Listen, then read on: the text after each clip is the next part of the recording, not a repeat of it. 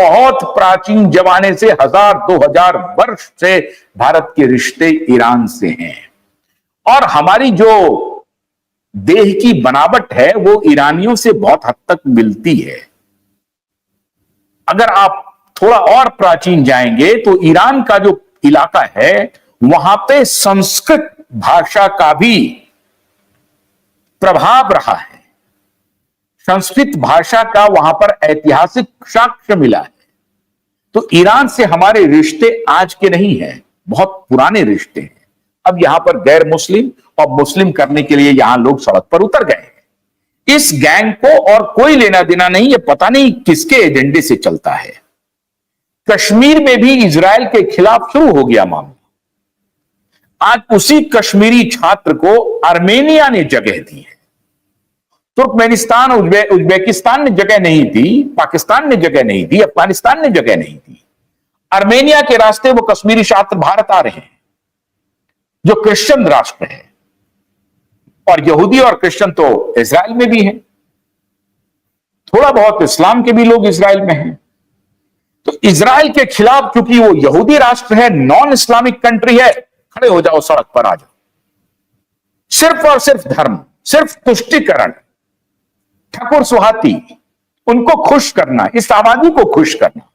Secular छवि तभी बनेगी जब आप मुसलमानों के साथ धर्म के आधार पर खड़े हो जाइए।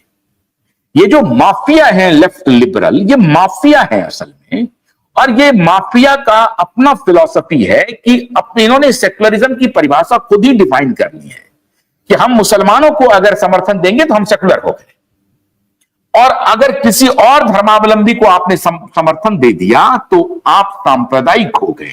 इन्होंने खुद ही अपनी परिभाषा गढ़ ली है, इनकी खुद की परिभाषा गढ़ी हुई है और इसी के हिसाब से वो चलते रहते हैं। इजराइल और ईरान में दोनों देश का मामला है, वो दोनों देश निपटेंगे। आपको क्या पड़ी है? हमारे रिश्ते ईरान से भी है, हमारे रिश्ते इजराइल से भी है। हम दोनों के बीच में मध्यस्थता कर सकते हैं। हम कह सकते हैं कि आप दोनों लड़ाई बंद कर दीजिए, आप शांति रखिए, धैर्य रखिए, उसके लिए प्रयास कर सकते हैं। आप क्या कर रहे हैं? आप नारेबाजी शुरू कर दिए हैं, इजराइल तुम्हारी मनमानी नहीं चलेगी, नहीं चलेगी। वहां युवाओं को कश्मीर में भड़काया जा रहा है नॉन इस्लामिक कंट्रीज के खिलाफ, इजराइल के नाम पर सबके खिलाफ आप कर दिए। अब इजराइल चाहेगा कि ईरान के बगल में जो नॉन इस्लामिक कंट्री है उनके साथ अपना रिश्ता सुधारें, और वही आर्मेनिया सभी मुस्लिम छात्रों को अपने यहां जगह देकर के, रास्ता देकर के भारत पहुंचाने का काम कर रहा है।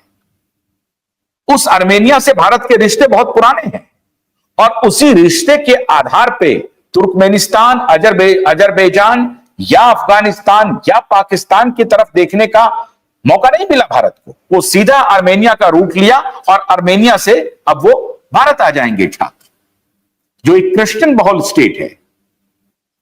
उस स्टेट में मुस्लिम छात्र को वो पनाह देते हैं और फिर वो कश्मीर आ जाते हैं। फिर भी इन्हें कोई शर्म नहीं आ रही है, इनको कोई लाज शर्म नहीं है। और इसीलिए वो जो कट्टरपंथी मुल्लों का जो इस्लाम है, वो मुल्लों का इस्लाम इसी को प्रतिपादित करता है कि हमारी कोई भौगोलिक सीमा नहीं है, हम अपने धर्म के प्रति सहानुभूति रखते हैं।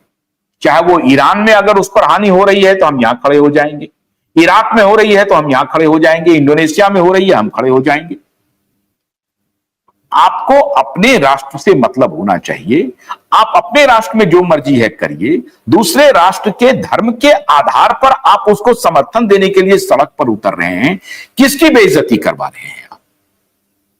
जो ईरान भारत का समर्थन कर रहा है, जो इजराइल भारत का समर्थन कर रहा है, दोनों राष्ट्र भारत का समर्थन कर रहा है। अब इजराइल इसलिए ईरान से लड़ रहा है क्योंकि इजराइल को लगता है कि हमास को ईरान समर्थन देता है, फलस्तीन को ईरान समर्थन देता है,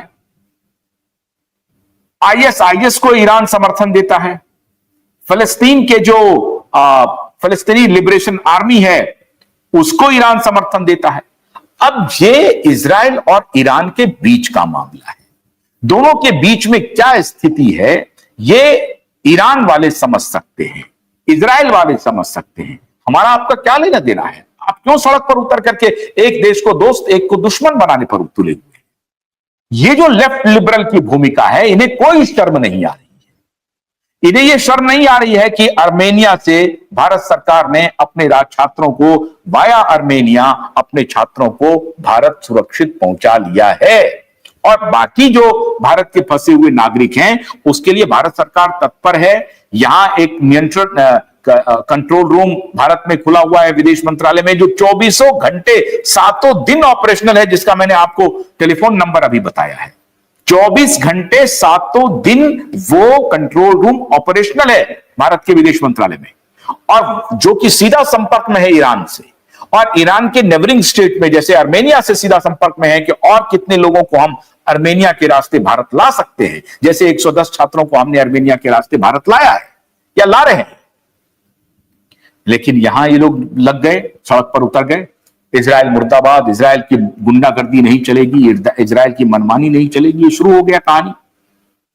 ये भारत के दुश्मन हैं, ये भारत के समर्थक नहीं है, और ये इजराइल के भी दुश्मन नहीं है, ये ईरान के भी दुश्मन है। इस तरह की दुश्मनी करके, इस तरह की नारेबाजी करके किसी के समर्थन में, किसी के विरोध में, ये ठीक काम नहीं कर रहे। ऐसा चल रहा है इन लेफ्ट लिबरल का। लेकिन आपको यह मानना पड़ेगा कि भारत के पासपोर्ट की ताकत यह है कि आर्मेनिया आज भारत के साथ खड़ा है। भारत के विदेश मंत्रालय की यह रीति है कि आर्मेनिया के सहारे आज 110 छात्र जो फंसे हुए थे पूरे वॉर जोन में, वो बाहर आकर के सुरक्षित स्थान पर पहुंच गए हैं और भारत वापस लौट रहे हैं। आपको मोदी की ताकत माननी पड़ेगी। अन्य मुद्दों पर आप मोदी की जो भी आलोचना कर लें, लेकिन देश के प्रधानमंत्री ने देश का मान पूरी दुनिया में इतना तो जरूर कर दिया है, अब हमारे नागरिक पूरी दुनिया में जहां कहीं भी हैं सुरक्षित महसूस कर रहे हैं। बहुत बहुत शुक्रिया। नमस्कार।